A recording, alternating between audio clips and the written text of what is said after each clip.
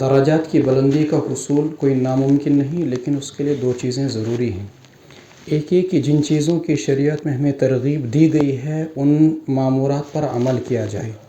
اور اس کے لیے ایک اہم ترین چیز ہے کہ دین کے کسی بھی حکم کو لائٹلی نہ لیا جائے، ہلکا نہ لیا جائے۔ مثلا اللہ کے رسول علیہ الصلوۃ والسلام نے فرمایا، جو شخص کلمات اذان کا جواب دے اور اس کے بعد دعا پڑھے اللہم رب هذه الدعوہ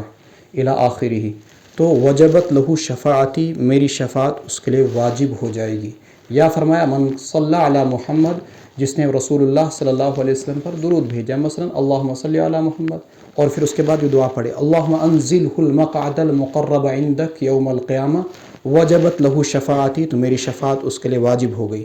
تو لائٹلی نہ لیا جائے دین کے ان احکامات کو، بلکہ ان پر عمل کر کے شوق، جذبے، ولولے کے ساتھ ان کو اپنایا جائے۔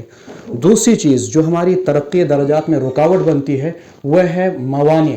یعنی انسانی زندگی میں ترقی کے راہ میں کچھ نہ کچھ رکاوٹیں ضرور ہوتی ہیں۔ جب تک انسان ان رکاوٹوں کو ہٹائے گا نہیں، انسان ترقی کے مدارج کو طے نہیں کر سکتا ہے۔ کسی کے راہ میں رکاوٹ موبائل ہے کہ وہ ہر وقت اسی کے ساتھ مصروف رہتا ہے، کسی کے راہ میں رکاوٹ نیند ہے کہ ہر وقت سویا رہتا ہے، کسی کی راہ میں رکاوٹ دنیا کا خواہ مخواہ زیادہ انسان کا لالچ کرنا، زیادہ حرص و ہوس کرنا، اور ہر وقت دنیا کی فکر میں لگے رہنا، اور انسان کا آخرت کی تیاری نہ کرنا، یہ چیزیں انسان کے راہ میں رکاوٹ بن جاتی ہیں۔ تو مامورات پر عمل کیا جائے اور رکاوٹوں کو ہٹا کر انسان آگے بڑھے، انشاءاللہ العزیز ترقی کے مدارج ضرور طے ہوں گے۔ اللہ رب العزت ہم سب کو کامیابی والا بنائے، دنیا اور آخرت میں اللہ رب العزت ہمارے درجات کو بلند فرمائے۔